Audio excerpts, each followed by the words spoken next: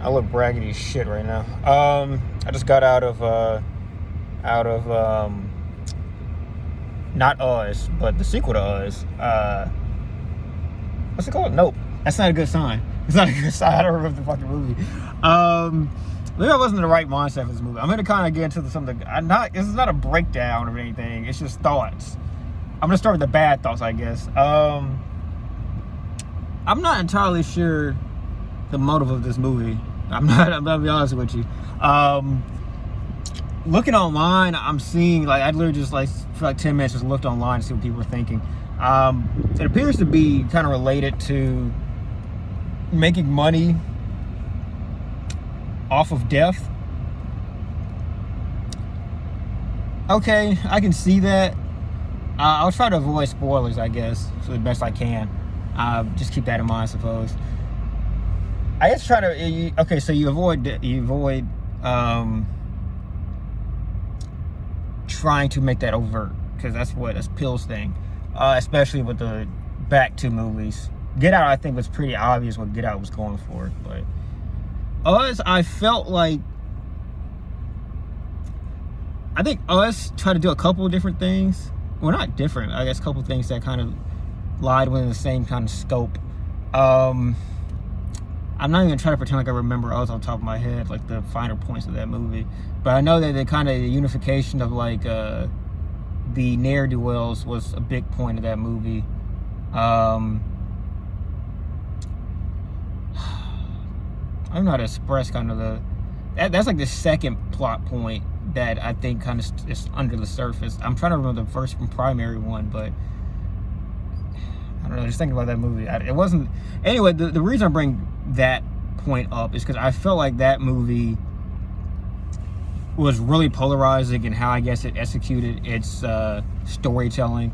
And this movie, I thought, did it even less clear way of presenting what it was getting across, if that was a primary motive. I'm not sure if it is or wasn't, but I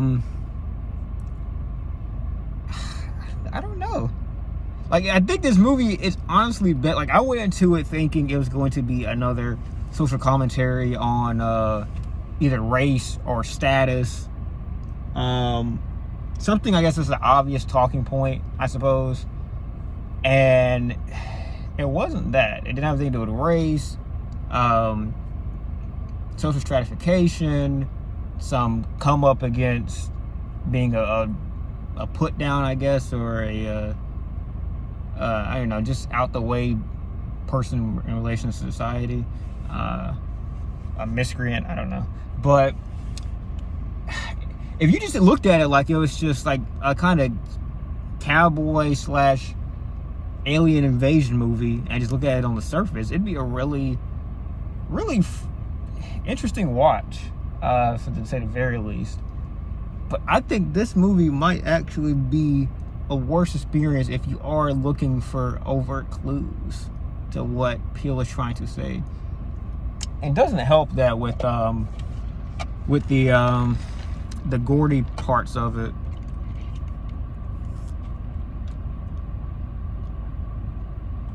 The Gordy parts matter a lot in the first, like, probably the first quarter. Like, I know movies break into 3 acts, but within just like the first quarter runtime of this movie, the Gordy part matters. And then the only relevance it has to me for the rest of the movie is just that you shouldn't try to box with a predator. You know, you should try to assuage it, basically not step on his toes. Ideally not try to use it for gain, which I guess I can see what that ties in between the I don't know, have I already said what it is? I don't think I have yet in this movie, in this recording. The thing, the antagonist, I guess I could call it. The antagonist here directly relates to Gordy, which I guess I don't know if I said what Gordy is yet. I may have spoiled that already, but Gordy has a direct link in presentation to the antagonist of this movie. And while that direct link is cool, I guess, in how it gives warning signs, I suppose. My thing is with that, it's just that it feels like it should matter more. I don't know. I guess I just feel like there should be more weight behind that because of how it's literally, I think, a lead into the movie, the Gordy kind of subplot. And one of the, literally a top 4 billing character in this movie, he's directly impacted by the Gordy subplot. And I guess he's the one character that experiences both the Gordy subplot and then the experiences a kind of tango with the antagonist. So in a way, I guess he's a bridge for showing that this shit still went wrong. You didn't learn your lesson, I guess, and how you're supposed to play this out. Okay, I guess I can see that now. I'm talking now. I can kind of see that he didn't learn his lesson, and we even see one of the other victims of that subplot, and kind of, I guess, the results of what happened to her as a result of that. Something, I guess that was okay. I don't, as far as social commentary, I just know I don't see that. Like, I understand, like, in a general theme, like, okay, this is how this is meant to kind of be presented. I don't see how this affects on a macro scale, but I mean, we literally see, this is a spoiler. I may just do spoilers at this point, I'm not sure. This is a spoiler. We literally see a guy lose his life, point blank period, because of trying to capture the spectacle of a rabid being, a animal for all intents and purposes. Literally throw himself away for that shot. And I think that's pretty overt. That's pretty out there, pretty obvious. So I see that if you wanted to take this as a larger, not lesson per se, but just kind of message, there's some breadcrumbs there. I don't know. The presentation of this, I wasn't the biggest fan of, to be honest with you. At least on the past the surface level.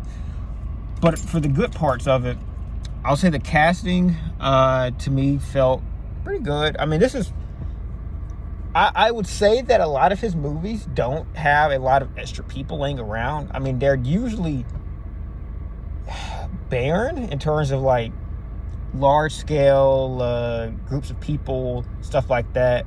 But if you've watched movies in the past couple of years, especially the past year, where we kind of had freedom to have things open, but at the same time, limitations of kind of how many people we can really put into a movie. I don't know. I guess I was looking for it, maybe, and maybe it's just me fulfilling my own thought process here, trying to insert my own narrative. But it really did feel like this was maybe the smallest movie Peele has had in terms of just the scope. I mean, really, it is, because I mean, the shots are pretty self-contained. It's a really small. I mean, I guess one movie he did, the first movie, was literally like a fucking plantation house. So that was literally pretty much the set of the entire movie. So I guess it can't be smaller than Get Out, but at the same time, like, it feels smaller than Get Out. And I think the lack of people, I think, kind of harken to that. I mean, you literally have, if you look at, like, the billing at the beginning of the movie, I feel like that's the only people we see in the entire course of the movie. We see one guy that we don't even see his face. We see some other ancillary people that get, like, maybe less than 10 seconds.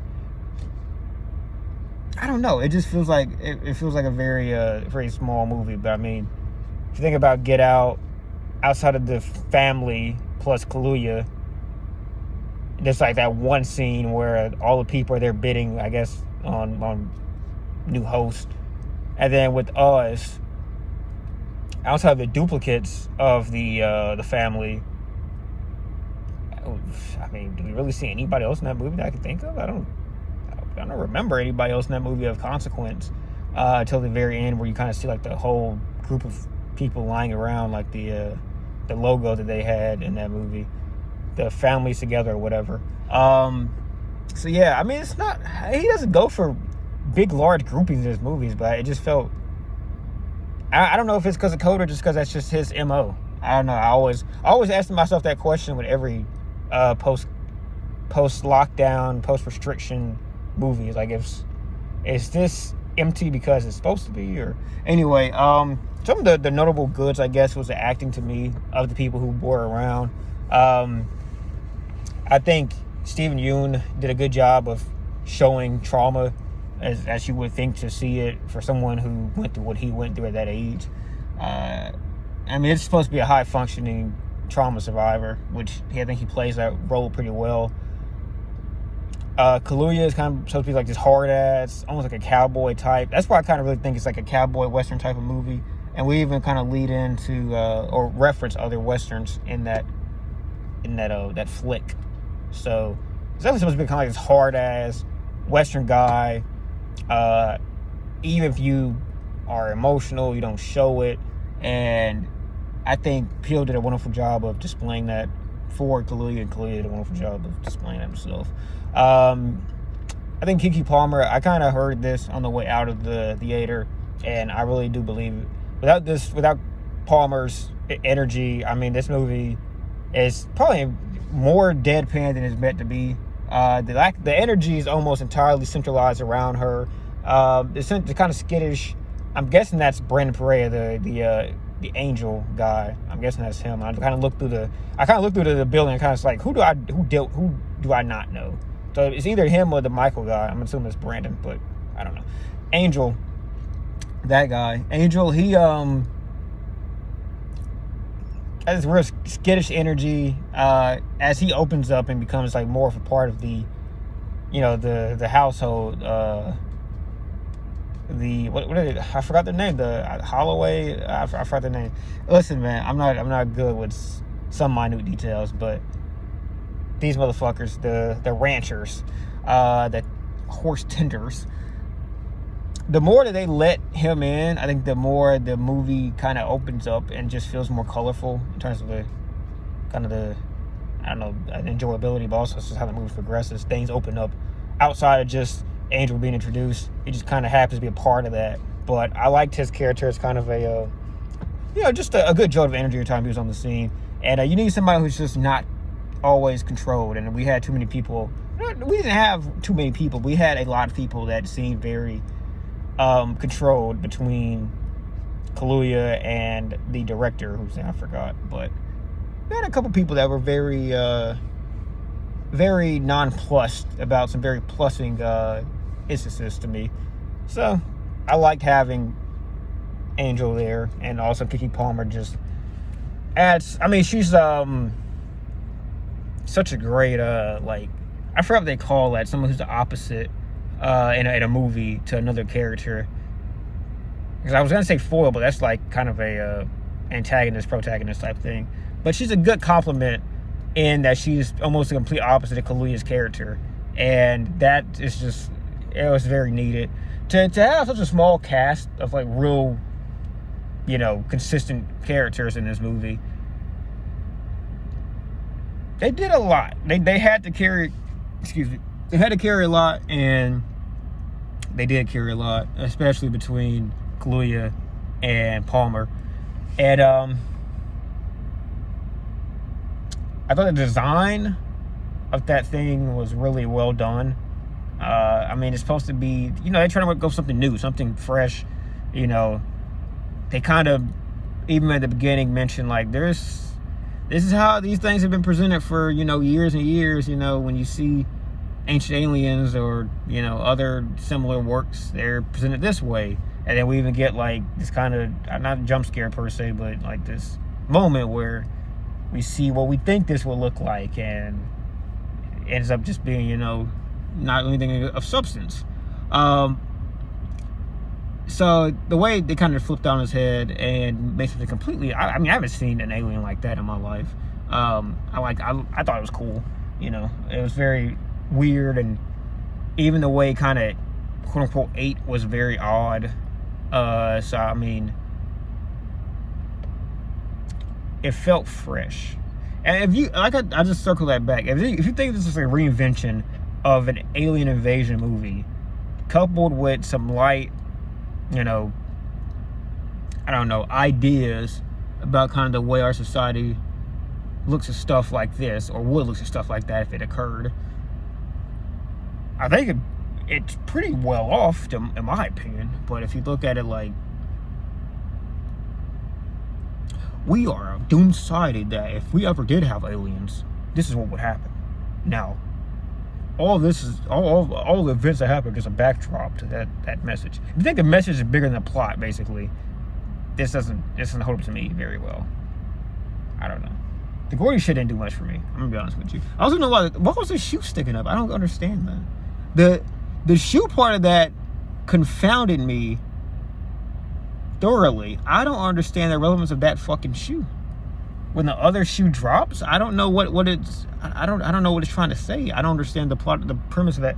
There's too much for the Gordy part. I feel like maybe you did need to spend more time on it, but you kind of needed to nail the time that it was the main part of the movie.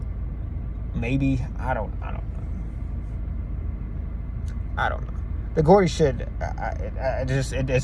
it's not inconsequential to me in the grand scheme of the movie. And the problem is that like it's a serious part of setting the foundation for the extraneous commentary that this movie would say if it was going to say something. So it's like either the Gordy plot has to land for you or it doesn't.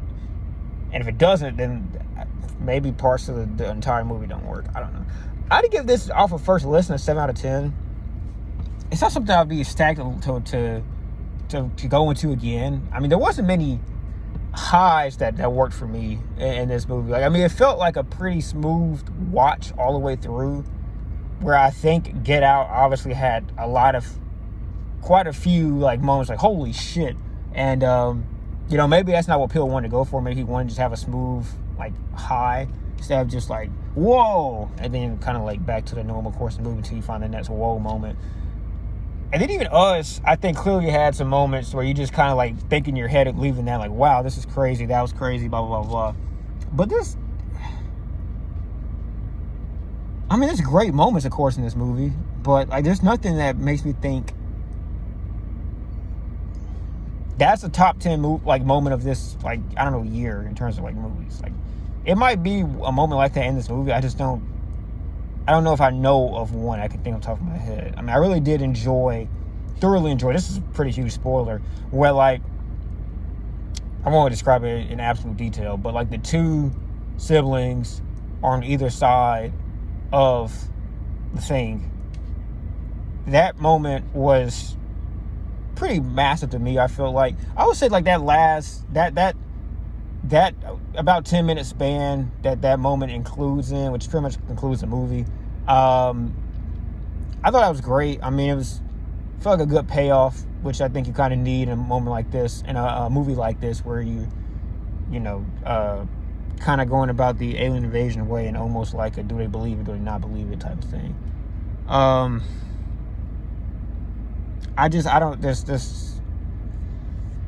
If I were going to rewatch it again, if I was going to rewatch it again, it probably would be primarily just to kind of get maybe a little bit more details about the social commentary aspect of it, because I mean, it felt like a pretty linear plot if you don't count that part of it. So I don't think I'd go back to it to like rewatch the plot. I mean, it was cool. It wasn't anything crazy like that. It was okay, I don't know. Anyway, that's about it. I can't think of anything else. I also doctored a point in my head for Barbie Forever being I'm not Barbie Forever fan. Forever. I'm not a Barbie Forever fan. There's something about it that I just don't. I don't know. I can't even express it. It's the same thing with Euphoria. It's not just this. Every time I see Barbie Forever, that fucking name, dude. How do you pronounce a chocolate? Is it Forever? Because I'm pretty sure it's pronounced the same way as a chocolate. So I'm gonna assume it's Barbie Forever. Shout out to Sky Forever. I do like Sky Forever. Everything is embarrassing. That would have been a cool song to have come in. I don't know if Sky Forever has reached out to Barbie Forever, but they need to do something. That's it for me. 7 out of 10. I feel like that's a good spot to be at the first listen of first watch. maybe it's something I missed. I don't know. This just it's a clear like step down from like Get Out. I think it's gonna be somewhere within the Us boat where like the commentary may not be as clear for everybody. It wasn't as clear for me either, of course, but it may not be so outwardly obvious. So you may not.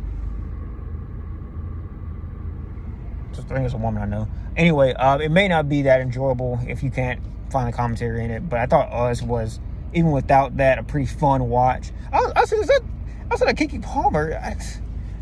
The recurring nope part was funny to me. There was a lot of humor in this. I don't know. It was and it wasn't. Like, it was... Keke Palmer's just a humorous individual. That's just who she is. And then I thought there was some pretty lighthearted moments with Angel. But it wasn't a funny movie. And it wasn't trying to be a funny movie, but it was like... I thought... I don't know. I thought that Us was kind of funny. Maybe I'm kind of looking at it roasted. This might be funnier than Us, but Us went for, like, kind of joke humor, where I think like maybe it's more natural. Like, it's just kind of the personalities with Nope. They have funny guys in here. I don't know if intrinsically outside of what's his name, Winston, and in Us, I don't know if there's too many funny characters in that. I don't know. But that was a very raw movie. That wasn't really trying to be funny either. I don't know. I guess 7 out of 10, maybe 7.5. I don't know. 7 out of, I don't know. Also, the one last thing is that there's not a hit song in this one. I'm pretty sure there wasn't Get Out, but I can't tell off the top of my head. I was thinking about that when I was thinking about this point and Nope. But obviously Us had 5 on it, but Get Out had 1 too. And there was nothing like that in Nope. Nope did not try to shoot for some like transient pop moment at all, which, I don't know. Peace.